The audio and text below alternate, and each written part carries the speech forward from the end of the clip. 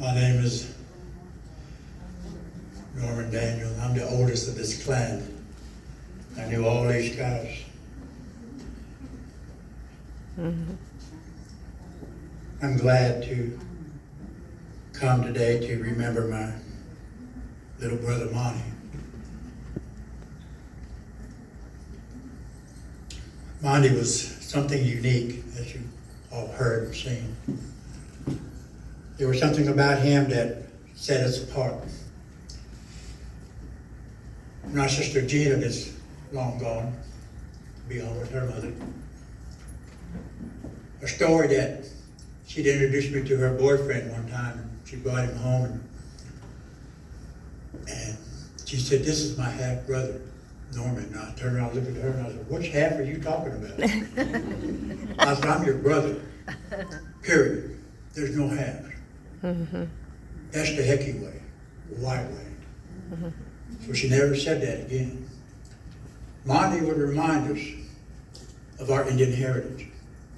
And we would argue sometimes. And Monty always wore something, that band on his head, bandana. And I told him, I don't need to wear a bandana to prove that I'm an Indian. It's what's in here that counts. And he made me think a lot about my heritage. Not to be proud of what we are, but who we are. To make a change, to make a change in this life for the better. To never forget our heritage, to never forget where we came from. And that was so important. I didn't realize the importance of it until I got older and began to realize. When they all went to Sequoia, they wouldn't cut their hair. They left Preston. I cut my hair. I stayed at Preston and graduated.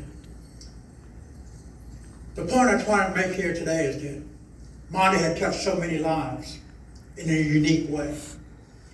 And I was very proud to see him on that silver screen when he come up on, I can't even remember the movie, War Last Party. of the Dogmen or something, or War Party. Geronimo, and there was another one too, War Party. I seen him, I couldn't believe it. I turned around, nobody was there. That's my brother up there. I didn't want to let him know that I was proud of him. Aw. And I am. And I want to share this one story before we come to a close today, if there's nobody else that has something to say. 2 or 3 months ago, before he passed, which was a kind of a shock, he had called and we talked. We talked about religion several times before that.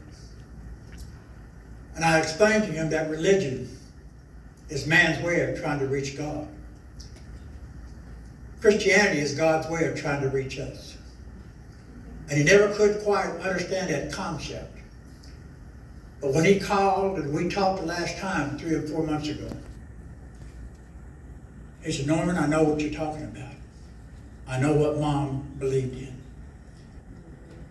He said, "I can't wait to see Mom."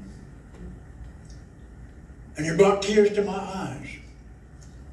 He may not have lived a perfect life, but I think he had a relationship which is based upon faith. And that's what this is all about, is Christianity, is faith. Believing in something we've never seen.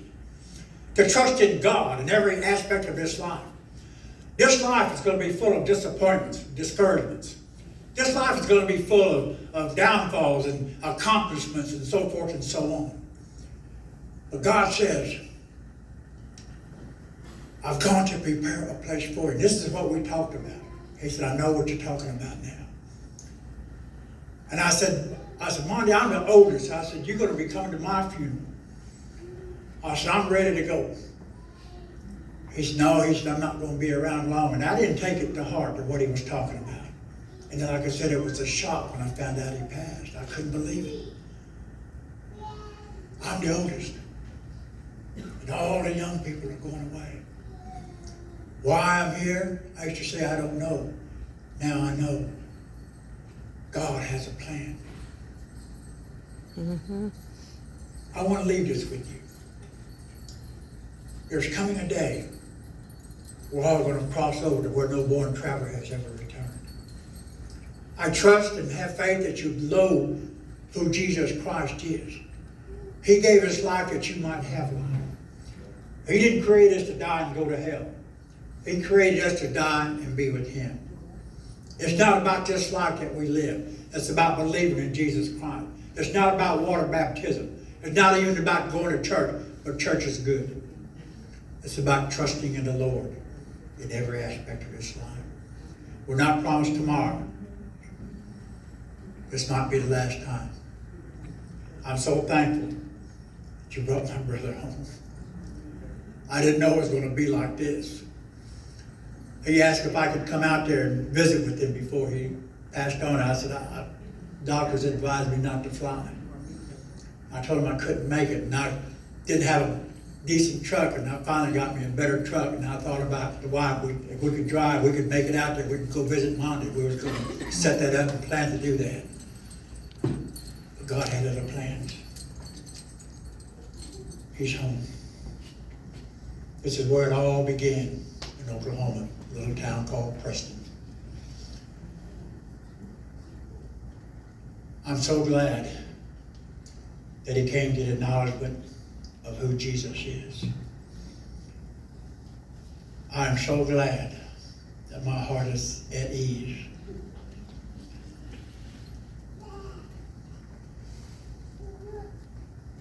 I love you, baby brother. We had our differences, yes, but he was still my brother. We may not have agreed on everything, but that's what Monty was. He knew and was very proud of his heritage too as well. He'd never let us forget where we came from, the very humble part. We didn't know we were poor, but we had something that every parent can only give, and that is love. We had a loving family, a mom and a grandma and so forth, that loved us, did the best that they could. And I'm proud to say that one day we're going to be gathered up where no death shall ever enter in again. Not because I said it, because what the Bible says. Tomorrow, at 2 o'clock at Gray Creek, we'll have a graveside service. He said, I want to be buried next to Mom. He said, can you do that? And I said, yes, I can. I can do that for you. And I got to thinking about that, and I said, man, I said, I don't know why he's talking like that. Maybe there's something he knew that I didn't, or something I didn't know that he knew. And I have a feeling that he knew that his time was at hand. He knew that it was going to be the last time. I'm thankful for every sacrifice, the people that put this on to remember him. I thank you from the bottom of my heart. And even though he's gone, he left behind a legacy, a beautiful, beautiful DVD or whatever you call that thing. That was nice. I thank you from the bottom of my heart. If there's anybody else that has something to say, I want to close with a prayer. Here comes one. Uh-oh.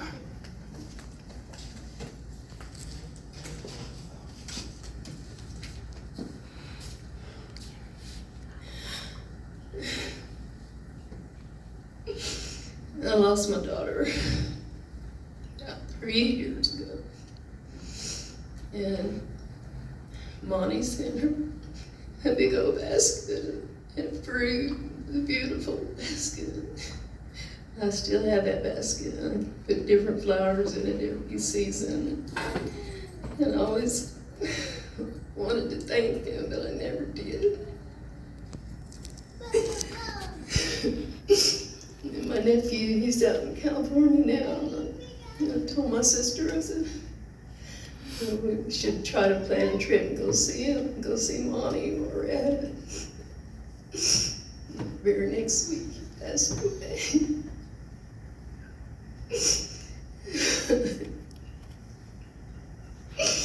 I'm never going to thank him.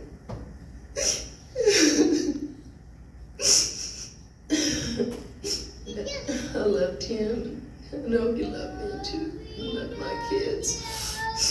We all grew up together. And I remember one time that I was older than them, about 4 years, and we were at their house, and they had a Christmas tree, and there was presents under there, and Norma Jean had gone to town, just me and the kids, and they kept touching those presents and everything, so I said, y'all wanna look at those presents?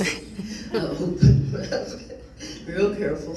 And we looking at them, and here come Carl, taping it back up. And so, next year, I wasn't even home, and I was over at my cousin's house, and I got home, and Norma Jean jumped all over me, I said, what? You open those presents, those kids told me. I guess they got caught, and, they were open, and they blamed it on me. And I was like, I wasn't even here, but I'm the one who taught them, so. I said, okay. But anyway, yeah, we had lots of memories, Like I said, we was poor, but we didn't know it. And my grandma, she used to put a bucket of water out on the porch and lock the door, and then call us if, it's time to eat, and, we just had a great time, rolling tires, and one time we put all the tires brought them in the house because they were gone, and one had to sit on the roof and watch for car lights coming down a big hill, and that mean they were coming home from Tulsa, so. Anyway, we was in there, all that time Grandma didn't go, she was hiding in the closet.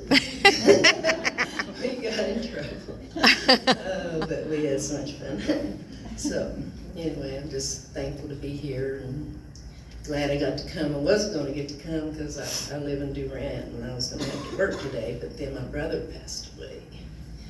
And we buried him yesterday, and I was just so glad that they moved the services. It was gonna be the same time as this, and I told the boys that was planning it, I said, it's really not fair. I said, because Monty is like our brother, and good and well that he had planned to come here today to be with the family, and so I said, I feel like, and he was like, well, it's already planned, and blah, blah, blah, but then about 5 minutes later, he called back and said, okay, we moved it. And I was very happy, that I could be here today. So anyway, thank you, everybody, Sack and Foxes, for taking care of my brother.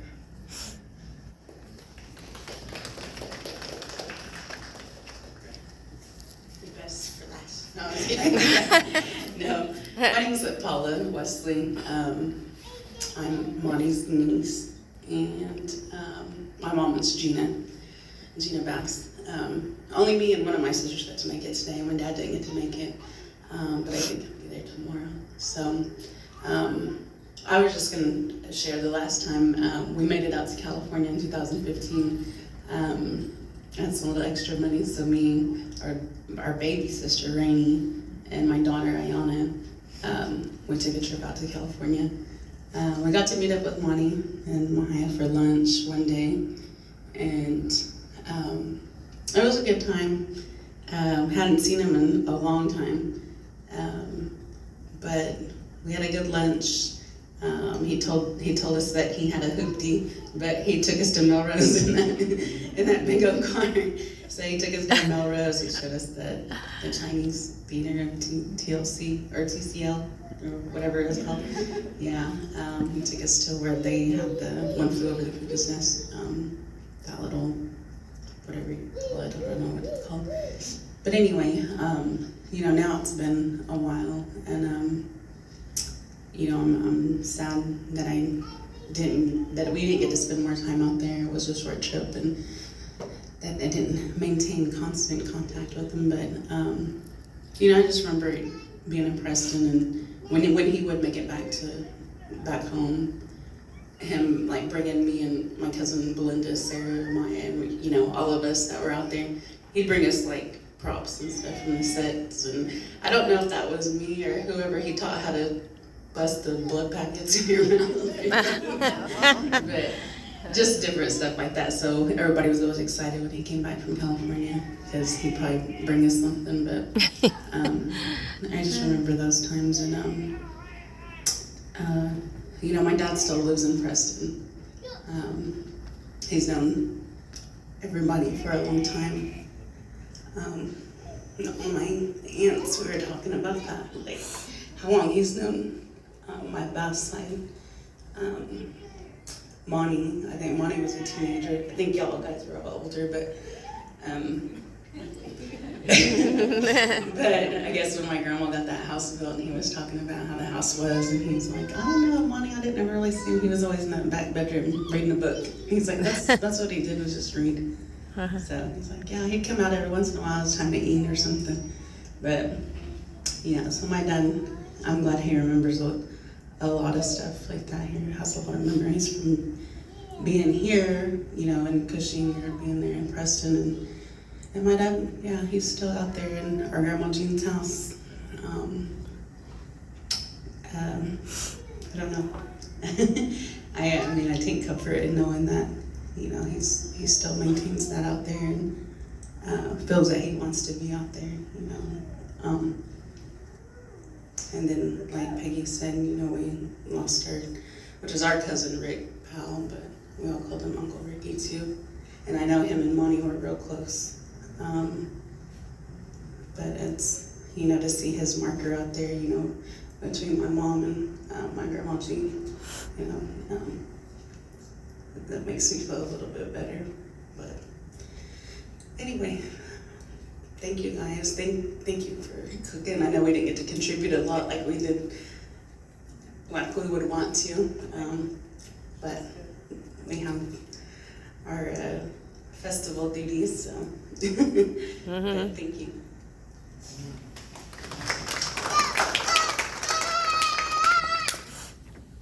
One last story. Rick and Monty. I was there when Monty got his ear pierced the first time. Rick was at the pond and Rick got a new rod and reel and he wanted to show it off, so we went down to the pond. He told us to stand back. I guess we didn't get too far enough back. And he went to cast and got Monty right in the ear. Oh. I know it had to hurt. Ever since then, I can't do it. I can't get another ear pierced. It was funny. A 7-pound bass.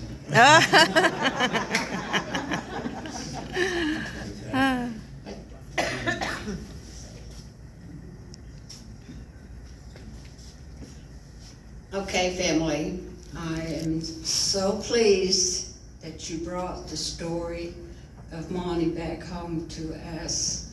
Us that live here, you know, we have relatives that travel, that move away, and we never hear back from them, but we don't forget them, and we wonder about them. So this story that you produced and shared with us is really appreciated. And my name is Stella Millicky, and their grandma Helen and my father were siblings. So these are my very close relatives, and I love every one of them, from Debbie to Dewey. They are all very special to me. No matter what they do or did, they're still family. We're still connected, and they'll always be in our heart. We have another cousin that's working over at the tribal office, and she didn't make it today. But if anybody wants to know any information, just contact me and I'll tell you what I know. We were very close to my Aunt Helen, and we had another aunt that was Helen's sister, and she had a brother, and they come from the Rubidoux family also. So if anybody wants to share or wants to know any information that I can share, I would be happy to do it. And I appreciate the dinner that we had today. The girls were out there in that heat cooking, and it was delicious. And I try to cook whenever I can. And this Thursday of our powwow, their dad's flag is going to be flown for, memorial special. So on that day, and I work with the veterans, and I used to be a tribal official, and I worked with the tribe a lot. I work with the elders now. But on that Friday, I'm going to be cooking for our visiting veterans here in this building around 5 o'clock. And if the kids could come over, his kids, their dad's kids, you know, the Bass family, any of the kids want to come and join us, that is, your invitation is out there. Come and be with us and meet more of your kinfolks. There's more kinfolks out there that you're missing today. And I'm sorry that Brian couldn't make it. We have a cousin, Brian Smith, that I accidentally saw that old movie where my cousin Fiddle was in it, and on TV, and I called my sister up and I said, hey, I'm watching this movie, and there's Fiddle out there, you know. And our cousins Fiddle and Cora were very close to us also. Those were the sisters. So then they have children, and Brian was the son of Fiddle, and her name was Fredelia. But anyway, if you want some even pictures that I might have, I would be willing to share. So I'm really glad you brought Monty home, and he has never forgotten. He was always there. All the kids were always there. No matter what, my grandma loved all of you, and their daddy loved all of them too, and I know that for a fact. Mm-hmm. So with that, I'll sit down and let you guys eat more food. We don't want to take the food home, so eat it. That is all.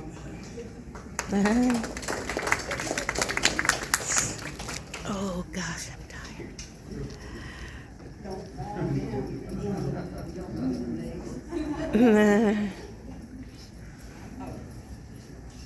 I didn't know it's And I'm always teasing Sandy about riding a motorcycle. Yeah. He's a motorcycle driver.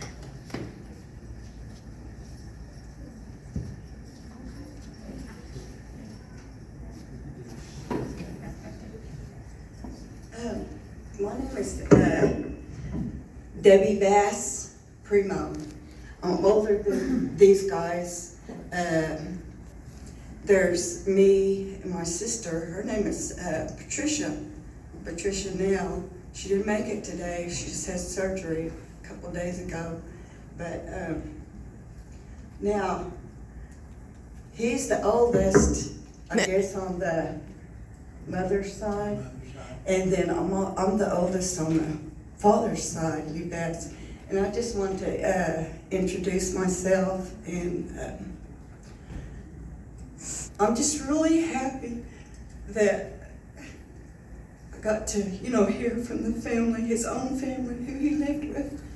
I didn't really get to be around him that much, very little.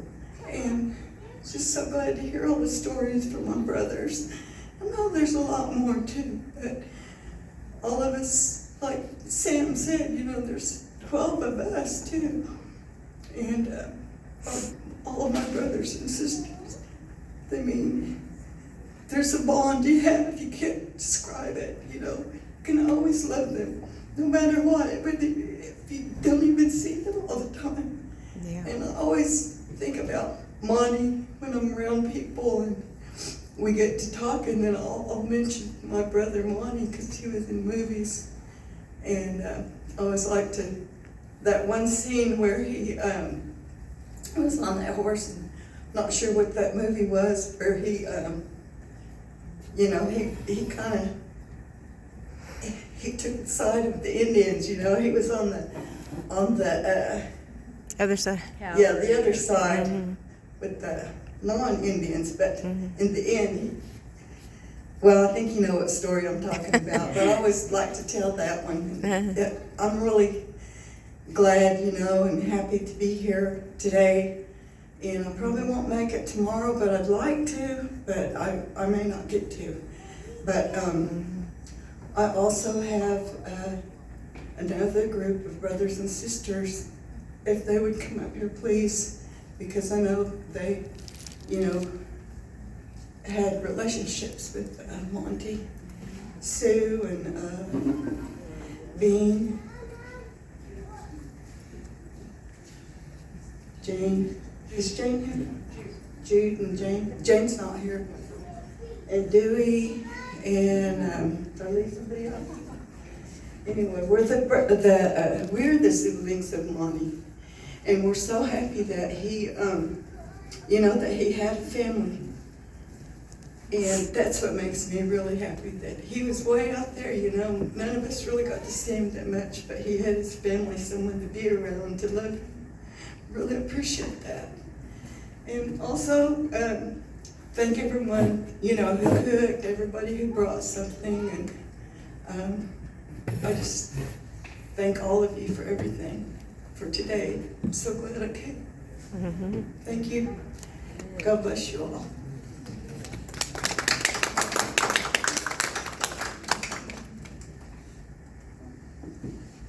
Anybody else?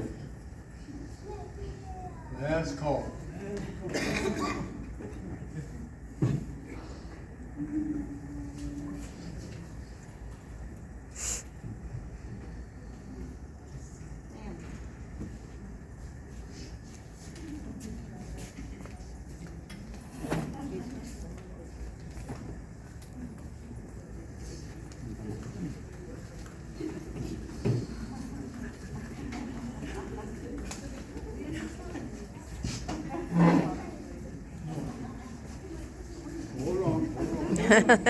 Hold on.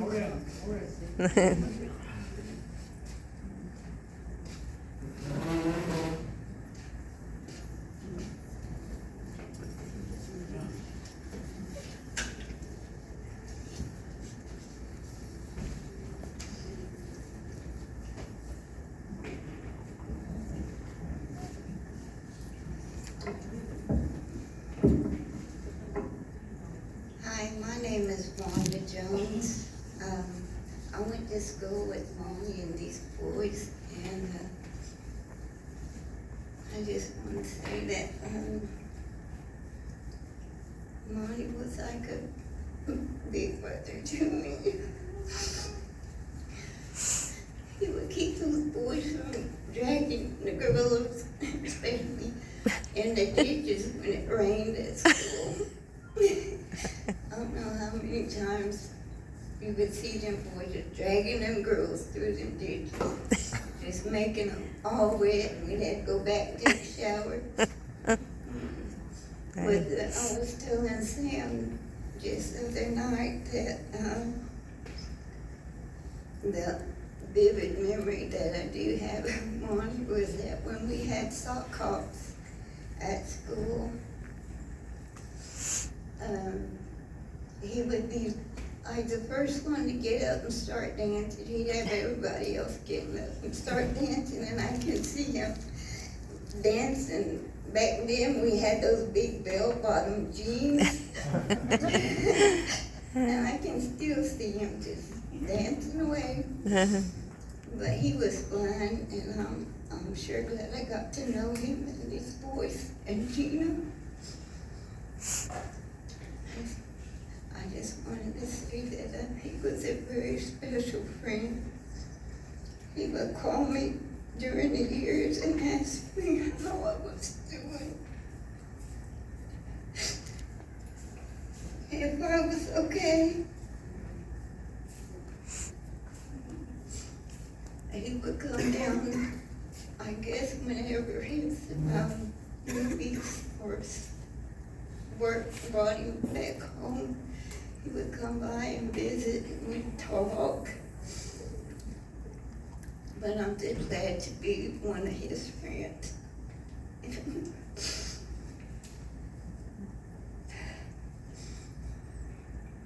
And I'll miss him very much. And thank you for having me.